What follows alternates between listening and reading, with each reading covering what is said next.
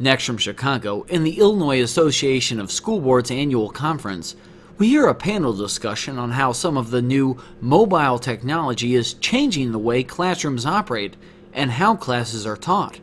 This runs about 1 hour. Good afternoon, everyone. My name is Jim Calabrese, and I'm the principal at Freedom Middle School in Berwyn, Illinois. I'm also the district's Human Resources Director.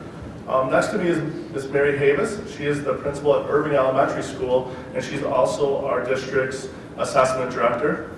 To my right is Ms. Jenny Lahotsky. She's a 7th and 8th grade science teacher in my building. And then finally, Ms. Amanda Zanchelli, who is a 1st grade teacher at Irving Elementary Building. Today we're going to talk with you about our journey through implementing one-to-one technology into our district. So our district's vision, when Dr. Fields entered our district in 2008, he quickly noticed two things. Number one, our district was like many districts around the state where we had a district vision and mission statement that had all of the educational buzzwords in it, but you didn't know what it meant. Those, we're going to lead our students to teach them in 21st century learning, to be community members and lifelong learners, and what does that mean and how do you measure that? So very quickly, while he was doing his induction into our district, he was working with our community to identify groups that can help us. And really quickly, he identified several community constituencies that he wanted to pull together, and we created a District Advisory Committee for Educational Excellence, or DAISE.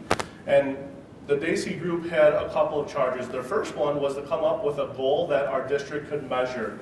So over the fall of 2008 and early 2009, they did some research, and they made a recommendation to our school board that you see up there, that South Berwyn School District will rank in the top 25% of districts in the state of Illinois as evidenced by state testing. The board approved it, and we were on our way. The second thing that DAISE did was they wanted to spend some time researching what top 25% districts did. What were the best practices that they were implementing, and what could we take from them and bring back to our district?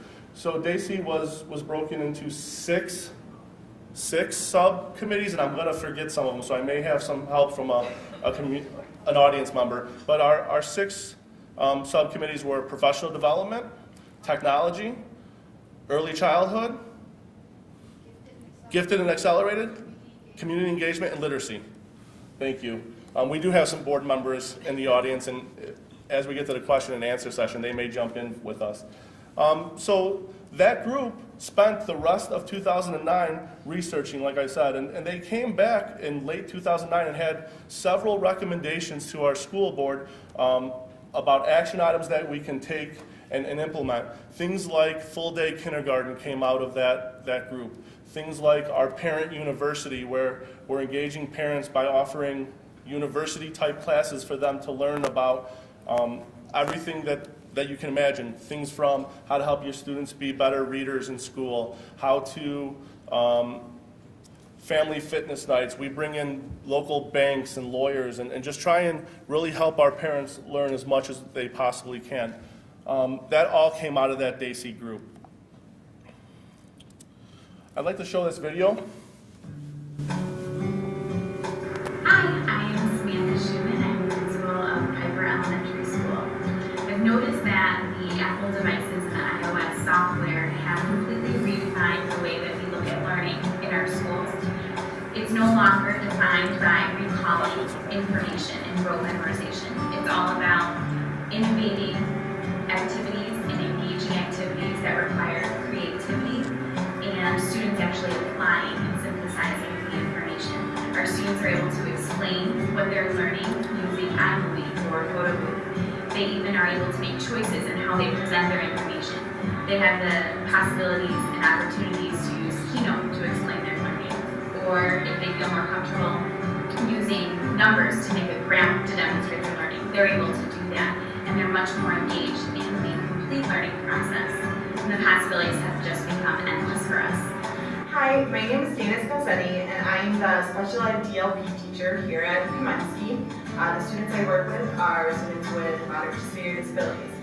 iPads have helped our students in the most remarkable way. Without the iPads, our students typically struggle with your regular typical math and reading tasks. With iPads, the students, their engagement has increased, their interests are at a high level, and they're very motivated. So it makes it easier to complete tasks in reading and math and different areas that may be a struggle. I'm Megan Babolka from Freedom Middle School, 7th and 8th grade math teacher, and because of Apple and their products, specifically Pages and Numbers, I have been able to build self-paced flipped classroom units so that my students can follow math instruction at their own pace, and I'm able to deliver individualized attention one-on-one for my students throughout the units.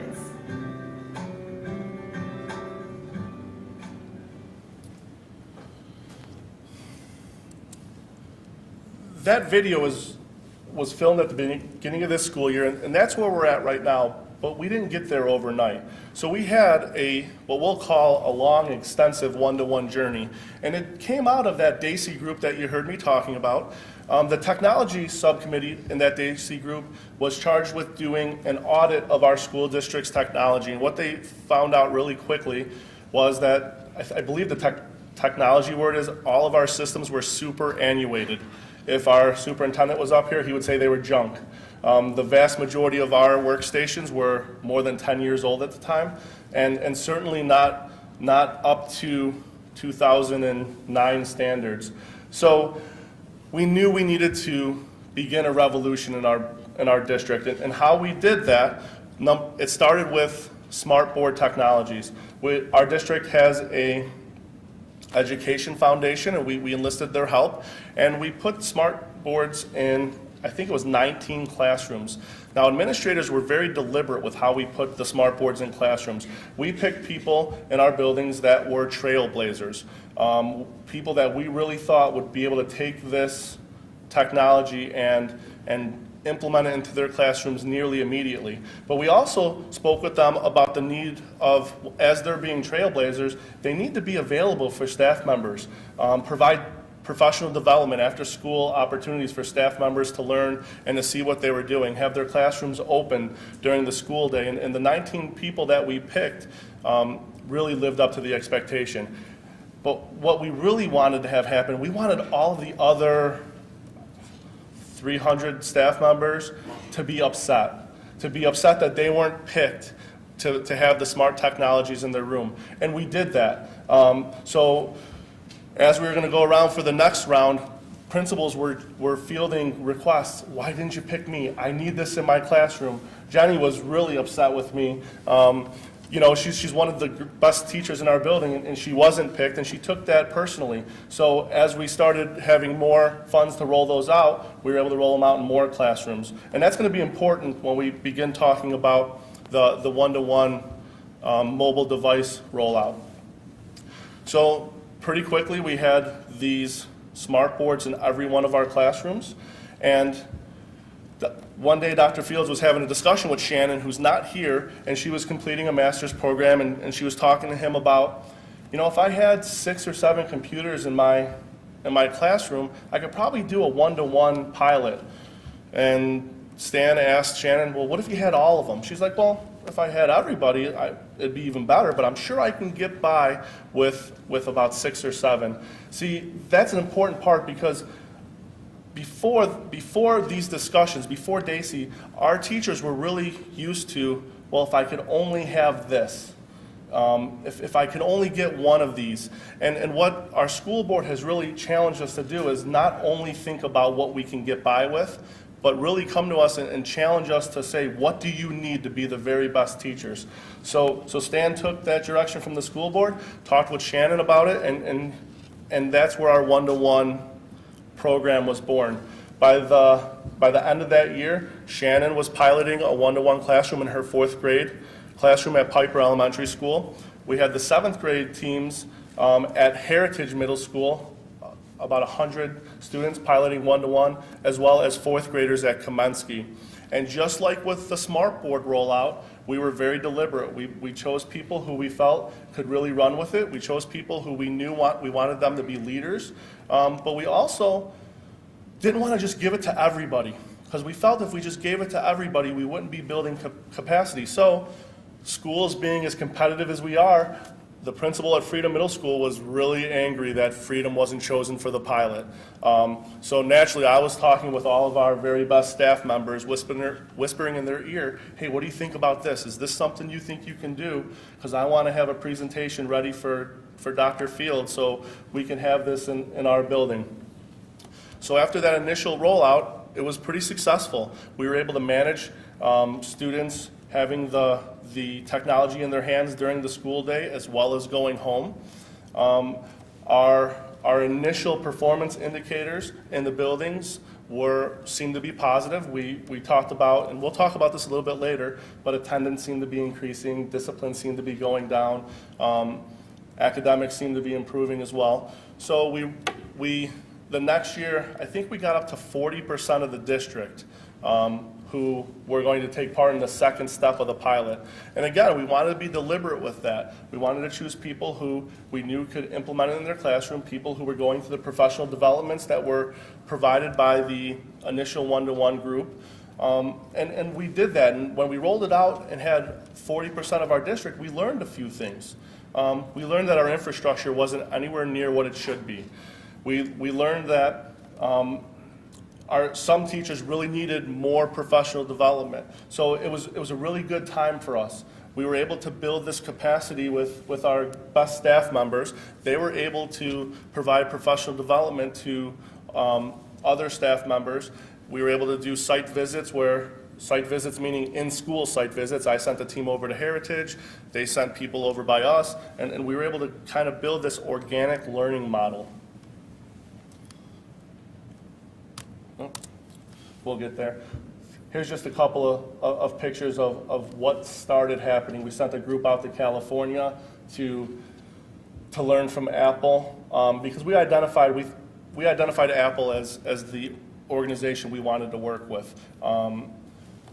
We looked at several different platforms, and we just felt that at least initially Apple devices were better for us. So we started this grassroots movement, if you will, this wildfire that was catching on, building capacity with our staff members, and then we rolled it out to the rest of the district. How we rolled it out, in my opinion, was the very best thing we did. We gave all of our non-technology teachers 2.5 years or a year and a half to get ready. This is coming. They were able to work next to people who were being successful. They were able to observe people being successful, and then we were providing professional development opportunities every chance we got. During the school day, after school, in the summers. So by the time it was rolled out, people were very comfortable and knew it was happening.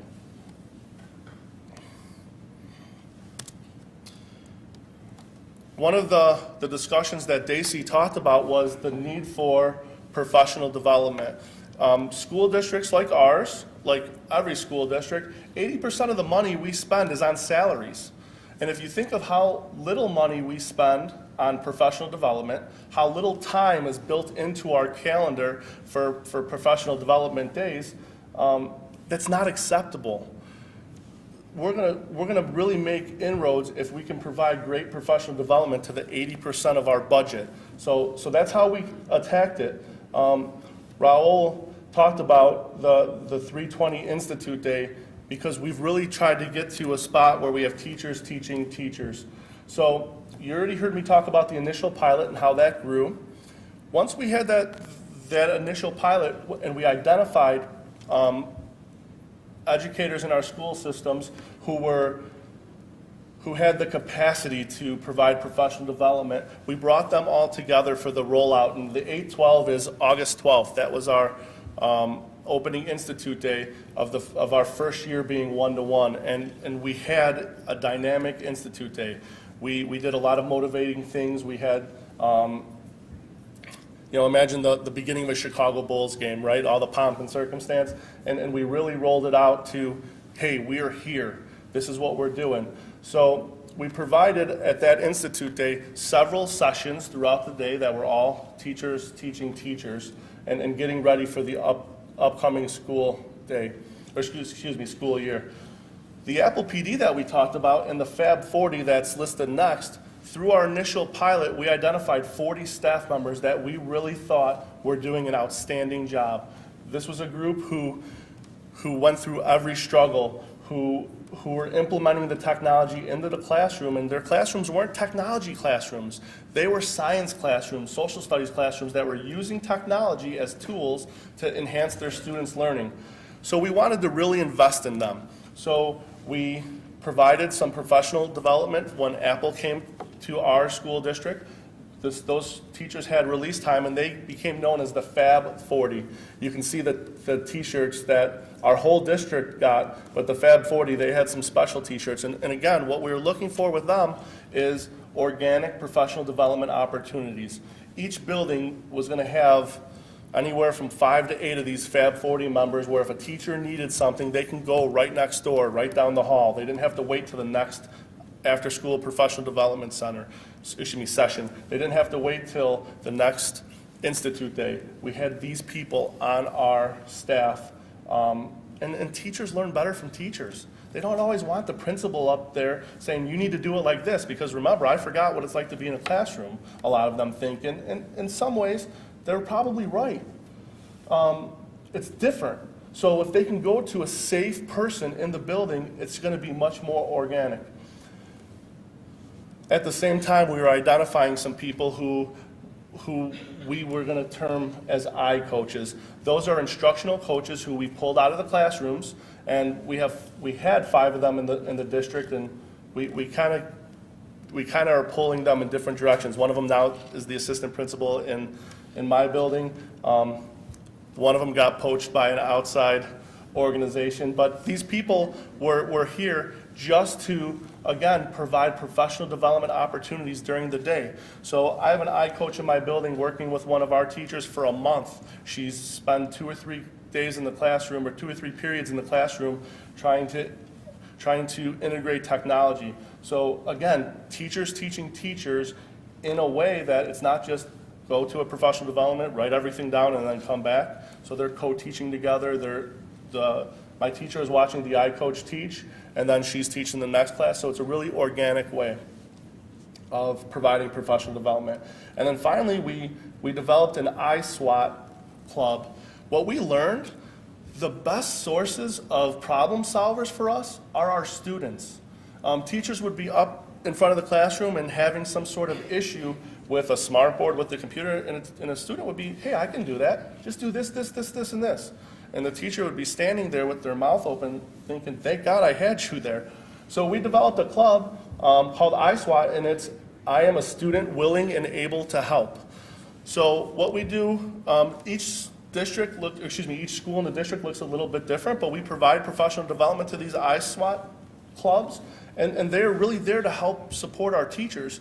The iSWAT club at my school, they developed a Google Doc where they man the Google Doc. They let teachers know, hey, this is the iSWAT student who can help you with Pages and Keynote. Here's the iSWAT person who can help you with smartboards. Here's the iSWAT student who can help you with GarageBand and iMovie. And it's amazing because those kids walk into some teachers' classrooms and say, hey, do you need anything from me? I have a couple of extra minutes. Are you good?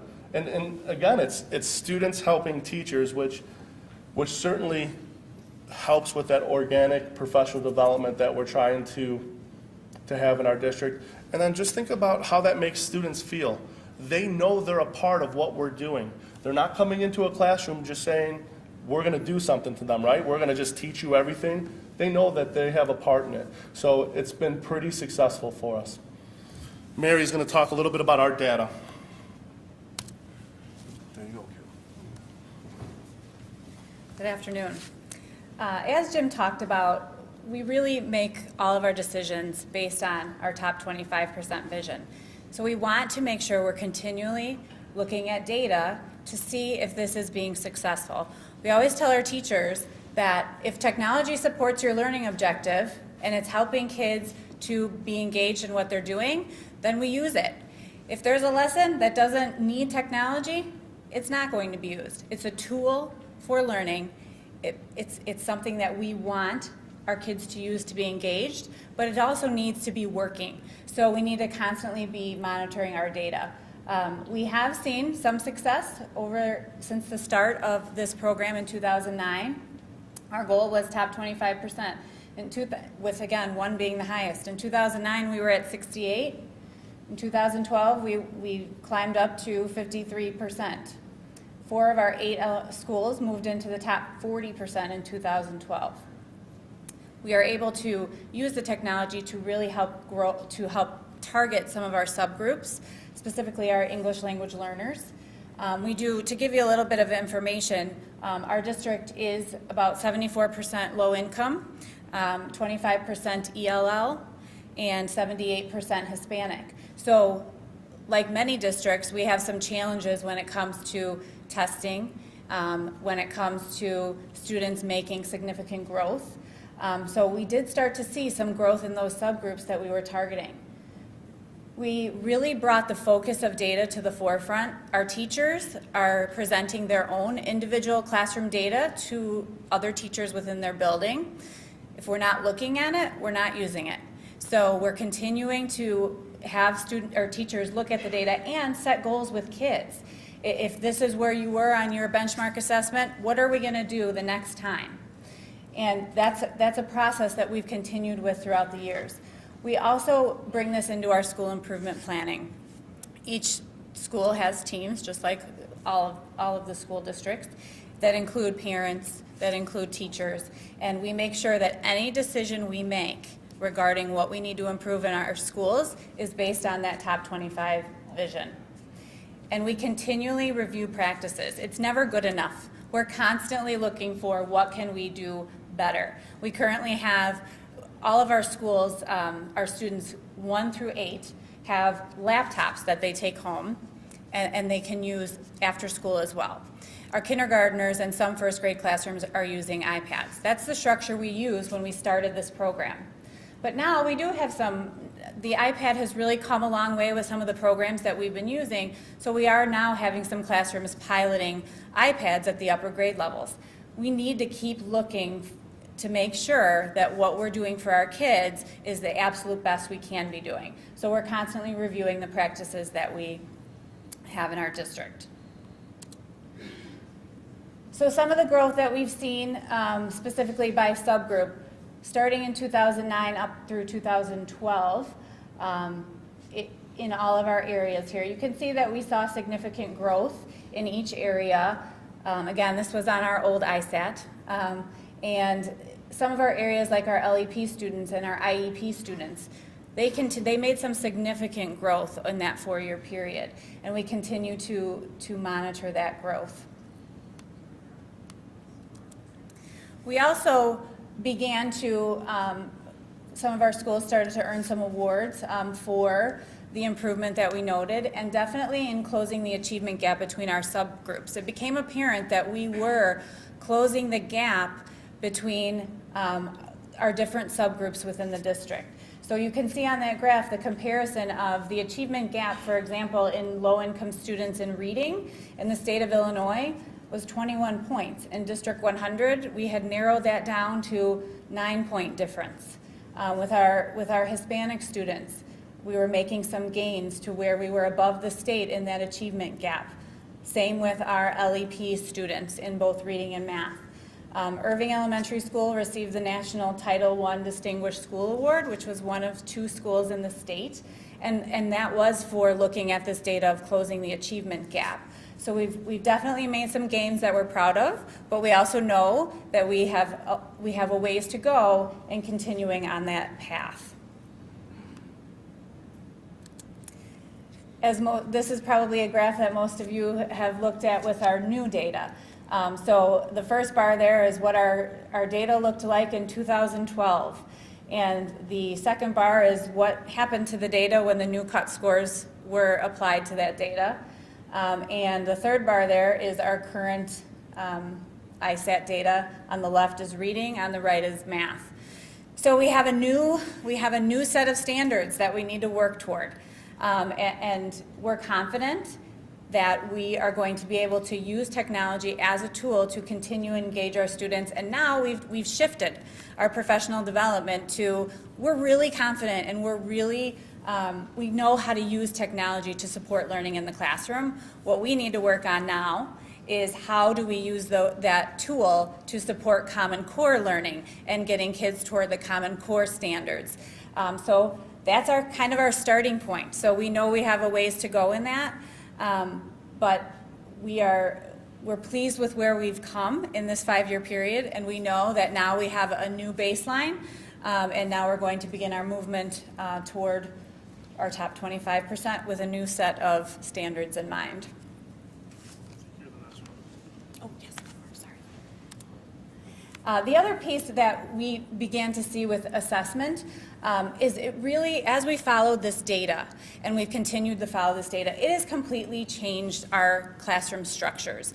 You won't walk into any classrooms in our district and see a teacher standing in front of the classroom. They've definitely become the facilitator of instruction. It is all small group learning. It is teachers being able to work with small groups because they can use the technology to differentiate.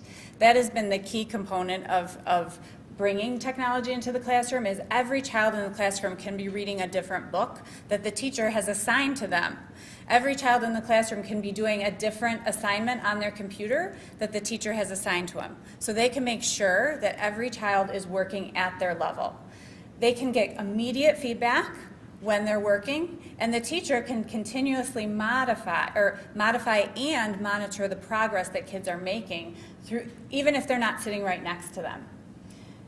The other thing that we've noticed is the difference in the amount of effort kids are putting into assignments when they know there's an audience looking at them. We all have TVs in our hallway where we now post students' assignments. So when kids do a PowerPoint presentation or a keynote, we put it up there because now all their peers can see it. When kids know that someone else is seeing their work, our middle schoolers, they post them on YouTube at times.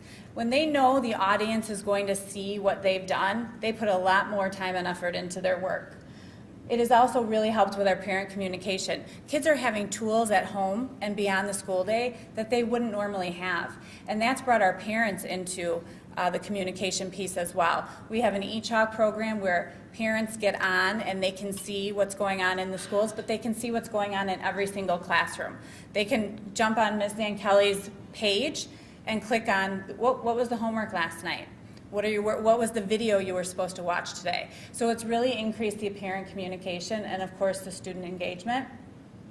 And our focus, again, as I said before, is continuing to focus that engagement with the Common Core standards.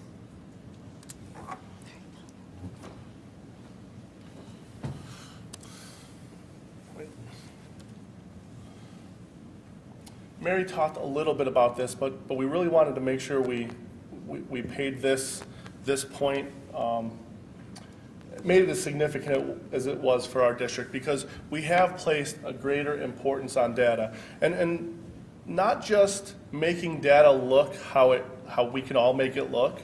One of the great things that I think our district has done is we've really embraced our great data as well as our not so great data. As you can see by the new cut scores, we debated on putting that in this program just because we can't compare it to last year. It changed. But at the end of the day, we're going to keep putting all of that out there so people can see it. And here's how we've done that. All the way back in 2000 and probably spring 2009, we started making quarterly performance reports to our Board of Education. It was much more than just ISAT scores. It was everything that we did to gather data in our building. So we were reporting on tardies and attendance. We were reporting on behavior referrals and suspensions. We were also reporting on all of our formative assessments that we use, Discovery Education, Ames Web, all of those assessments that we can see how we were performing. And we started that as administrators talking to the board about it. The great part about that was that the board was intimately aware of how each school was progressing, and they were also intimately aware with how we were measuring what we were doing. And very quickly, I think principals realized if the principals were the only ones talking about their school data out in public, it wasn't going to work so well. So very quickly, we started having our staff members give staff performance data meetings, if you will. And this isn't just where you, okay, who's Johnny and how's he doing? This was quarterly performance reports on all of those things. How's your team attendance looking? How's your team discipline looking? What are your formative assessments saying? And then more importantly, what are you going to do about it? What's your next action step? And then finally, how can administration support you? What do you need to make this happen? And then our staff really held us accountable. There have been many times when Jen's walked into my office and said, Jim, we need this and you haven't gotten it for us yet. What's going on? And believe me, Jen has it pretty quickly after that.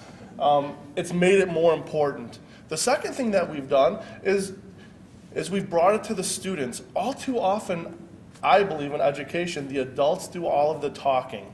And we do all of the presenting, and then again, we're going to do things to students. We're going to just fill their brains up with knowledge.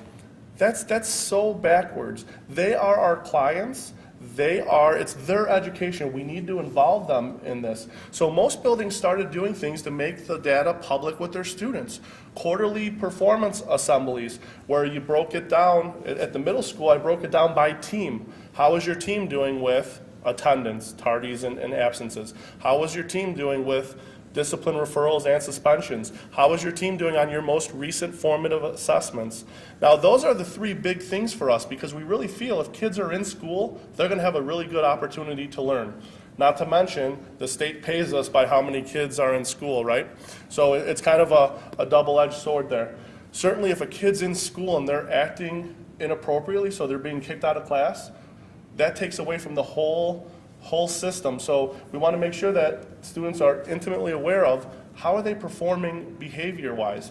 And then finally, the formative assessment. That's the number we use to measure our performance. So as we started talking about that with students, they became more interested. They wanted to know their numbers. What does it look like? And through that competition that we always have, we were able to do that. Last year, I started emailing our students our attendance performance every day. And at first, it was just, hey, here's our number of tardies, here's our number of attendance absences, and here's what our goal was. But really quickly, I found out it opened up communication between me and my students. I was asking students, let me know, why aren't you in school today? What was going on? Why were you tardy today, to try and make them more accountable. But what I also found out was sometimes students have things going on that we don't know about. I received an email for a student, Mr. Calories, I'm sorry I wasn't in school yesterday, but when the paramedics came to pick up my mom, they thought I should go to the hospital with her. So I nearly fell out of the chair. Naturally, when that student came back the very next day, hey, what's going on? Well, the student's mom suffers from seizures. It's something they deal with, and the mom had a pretty bad seizure that morning, and it was a little out of the ordinary. But for her, we were able to check in. Hey, here's our social workers. Is everything going up? Okay. Hey, Mom, is everything all right? This is what happened. Is there something that we as a school can do for you? I am convinced we would have never known about that. And that's just one example. I can give you a lot more. I know my colleagues can give you more as well. And then finally, one thing that we really did was we really tried to get our data out to the community every chance we got. I am posting our attendance data on our internet, on our website. When I do my weekly phone blasts where I'm talking with parents about what's going on for the previous week and what's happening next week, I give them attendance data. We're putting our data assembly reports on things like YouTube. We're tweeting out daily attendance averages on our Twitter handles, if you will. So we're really trying to make this data so important to everybody, because if everybody knows about it, they know how they're being measured, we know we can show improvement, and it's been really, really good for us. Next, I'm going to introduce Amanda, and this is probably the best part of our presentation, because Amanda and Jen are going to show you what this looks like in classrooms. So Amanda?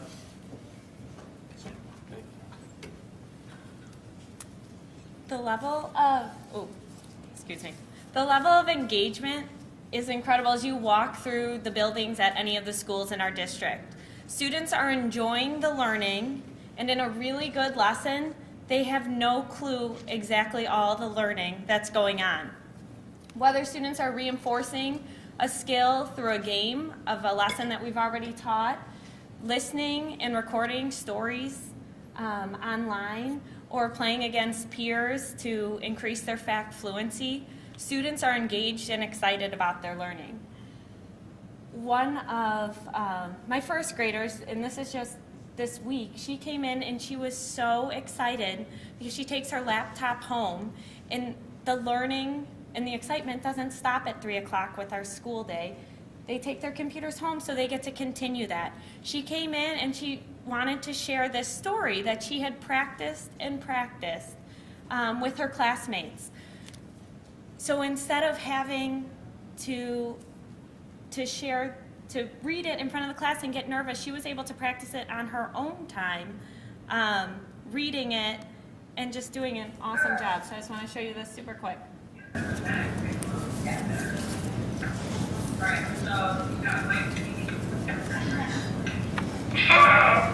Earth is the one planet in the solar system where people and animals live. Earth and the other planets move around the sun.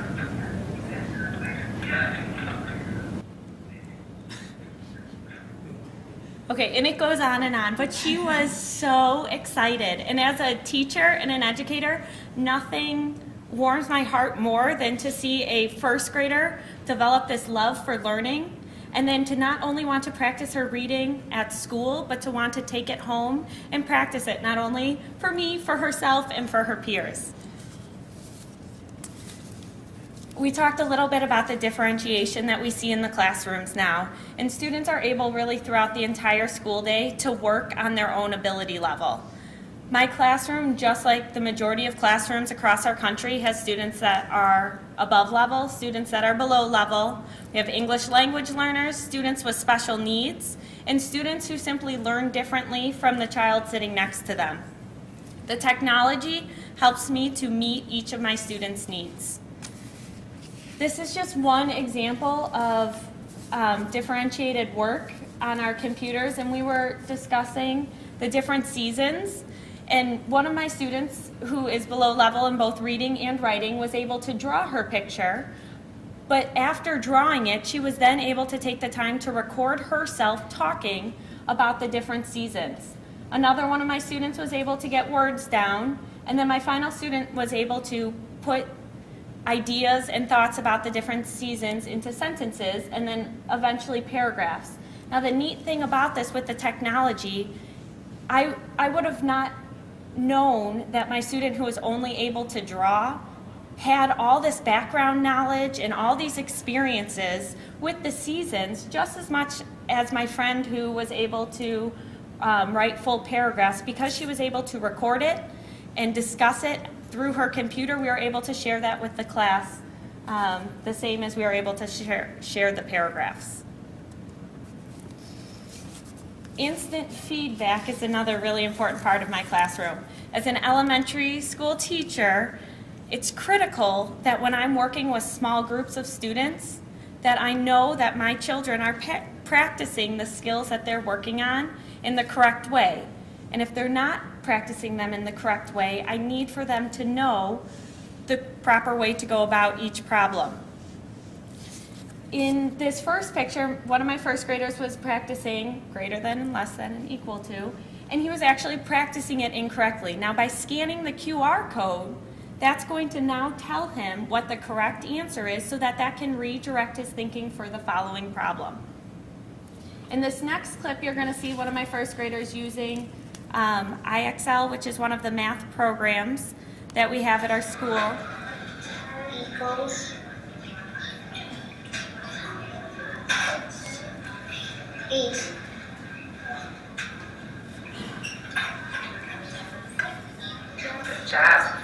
And again, it shows him when something is correct or if he has a hard time with something.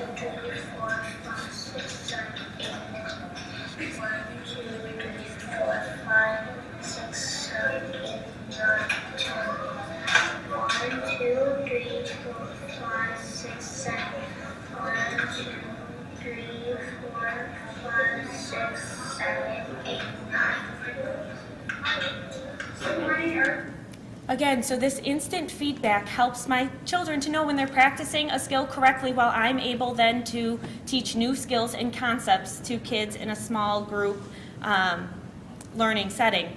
The final picture is of, and it's kind of difficult to see, but one of my first graders was doing a timed math fact test, and he is able to see which problems he got correct, and then as well which problems he missed. Now this helps to put learning into their own hands. He knows which math facts he needs to practice. He knows which skills he needs to practice. In our classroom, it's no longer the teachers only saying, we need to work on this to get you better. We have all this data, and the kids are seeing the data through all these different programs that help them to really direct and guide their learning as well. Just like any other subject area, so I teach first grade. So in reading, we're working on foundational skills, building decoding strategies, comprehension strategies, so that when our first graders move up year to year and they become fifth graders, then they're able to use these skills on novels and stories. In math, we're working on addition and subtraction and really gaining the number sense, so that as they get older, they're able to then apply these skills and strategies to multiplication and division and multiple step word problems. The computer's similar. So in first grade, we're working on exposing our children to some of these different programs, bits and pieces of these projects. So as they get older, they can really continue with each year to make the learning their own and demonstrate their knowledge in a lot of different ways.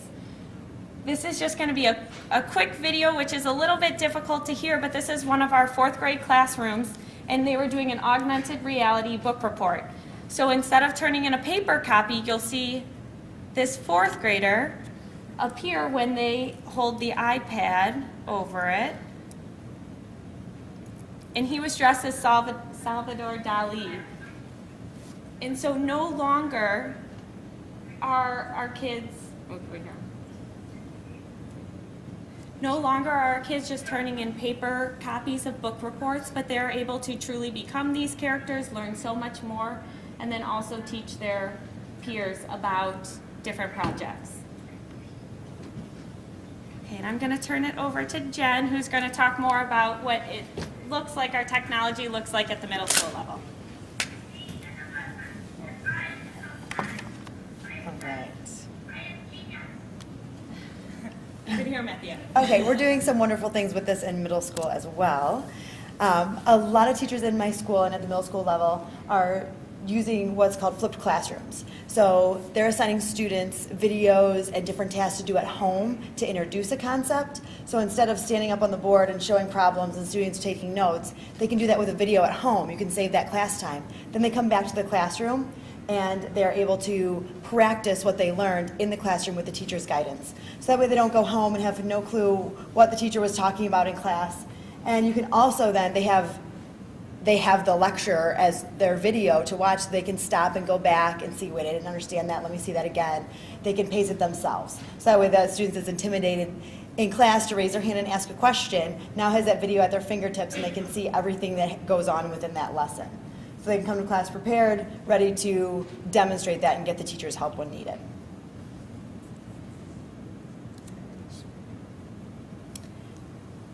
Another thing that this technology provides is communication and accountability. We use a website called eChalk, and that's district-wide. Every teacher has an eChalk page. It also saves time for the teachers to not have to develop their own websites and figure out how you can upload videos and do different things. Everything is accessible through this one website. Parents have access to this, students have access to this. So every day I put my agenda on eChalk, the students come in and they pull up the agenda, any documents that need downloaded, any videos that they need to see, they have access to all of those things. I can stop wasting my time at the copying machine, save resources and my time. It also helps too if there's something that needs edited, like, oh, this didn't go so well with my first science class, then I can change it on eChalk for the next class instead of having to cross something out on the copy and tell them, well, this question should say this, it makes more sense if this is this way. I can automatically reflect on my lessons and fix that for the next classroom when it's uploaded to eChalk. Since the students take their devices home as well, they have access to their homework. they can't go home and say, oh, I didn't bring my homework home, you can go back to eChalk and you can download it again, or you can use your device. A lot of times they're using their device as their homework regardless, so it's not left in their locker, it's not left at home, it's not left at school when they need it at home. This also is great for students that are absent because they can go on eChalk, they can see what they missed, and they can get that taken care of. Then if they have questions, they can come in with their questions instead of going to class the next day, getting the work, going home, realizing you don't know how to do it. They come back in the next day and have questions about it. It just very streamlines that process for those students that are absent as well. It makes them accountable for their learning. Everything is at their fingertips. They have no excuse. And then when we're communicating, this increases our communication with parents as well. Through this website, the parents can go on and see not only the homework for the day, but the agendas and what was going on in class. So when a parent asks their student, what do you do at school today? And they say, oh, nothing. Well, you can go on the website and you can see, instead of saying, what did you do at school today? Oh, I saw that you were learning about seasons in science. What did you learn about that? So you can really have a more engaging conversation with your child and see that they aren't just doing nothing at school. Through this website also, all the students have an email account. I know that was something when we first started the one-to-one, how do we communicate with our students through these devices? We don't want them all signing up for a Gmail account that is accessible to everything. We have control over this email, so we can open it up so they can email other students, but we have to get parent permission to do that. As of right now, most of the setting is that they can only email teachers. So that is a safe email account for them to use through our eChalk site, and then we can decide the controls that they have on their email account. And we can also email parents through that as well. So it's a great communication. Just something as simple as sending out a schedule for the day, or sending out encouragement for a test. Like, okay, you have your benchmark test today. Good luck. I know you guys are going to do great. Our teachers utilize that a lot to just send those personal messages out to students and to parents as well. The devices enable us to collaborate, not only with the students, but the students with each other. In the graph there, I used Google Docs to complete that graph. The students did a lab in my science class. I teach science, I don't think I said that. In this particular graph, they were collecting data on mass, and then they could put all their data together in a class graph. So not only can you see the trends of all the data, like a real scientist would, you would take multiple tests and collect all that data. Well, they'd only have 45 minutes, so they can only collect one set of data. But now they can see the data for the whole class or the whole team, or however many students I decide to collaborate on that graph, and make decisions based on that. They can also see their errors as well. If they have the graph is going up this way and they see theirs goes like that, they can see, oh, I must have did something wrong there, and they can go back. Was it measurement? Was it an error in typing? Things like that. So it helps them collaborate with each other and correct their own errors. And down at the bottom there, my students are currently working on a project where they're collaborating with each other to demonstrate how the sun, earth, and moon interact with each other. So they can go on their project board, as I call it, and put in their ideas so they have a place where everything is. I know before I had these devices, you'd work with a group project, one student's not there, oh, I can't do anything today, my partner's not here, and they have everything at home. Well, it's all on your computer now. Everything is accessible to both students. They can both be going on the document at the same time, adding in their thoughts, adding in their knowledge, and then using that to create their project. And in the final slide here, we use, it'll play. We use this as a tool for assessment as well. One of the standards that I was trying to assess here to show mastery is the standard states that they need to develop a model to show changes in particle motion when thermal energy is added. So I'm going to show this video and then we can discuss it. Particles in motion. By Hidayah and Kate. Let's get started, shall we? You're going to see these circles in the video. These circles represent particles. The first type of particle you are going to learn about is the solid particle. Things that have solid particles are pencils, bracelets, and balloons. Got it? Good. Now, I could have given a paper and pencil test and she would have got 100. But she would have never showed me what she knew about this topic if she didn't have the technology to show that. And I was worried about assessing the standard in my students there. That was my goal, to see, do they understand? Do they meet this standard? But to make it relevant for them, they don't care if they meet the standard. To make it relevant for them, I gave them the task that they need to teach this to an elementary classroom. So we then took these projects, and through our eChalk page, I was able to upload them to eChalk to send them to another classroom, and those classrooms could download those assignments to show it was the second, third, and fifth grade classrooms that signed up to accept our projects. So it made it engaging for them, gave them an audience, something that they wanted to do, and it showed me that yes, you have a deep understanding of this standard. And not only with assessment as well, then they have choice in this. I didn't tell her that she had to do this. We gave them the guidelines of what they had to show and represent that they understood to show that standard, and they had to teach it to an elementary classroom. But they had, she had the option to make a poster. If that was the best way you could show me what you know, then make a poster. But however you can show me what you know was the point, and through the device she was able to run with that. And we see that with a lot of our students. They're really able to demonstrate their knowledge. Turn it back over to Mr. Connors. Thank you. That's our presentation. As a district, we have many things that we can be proud of. Mary talked a little bit about some of the recognitions we received. We have several State of Illinois recognitions for spotlight schools and things like that. Mary's school received a national title recognition.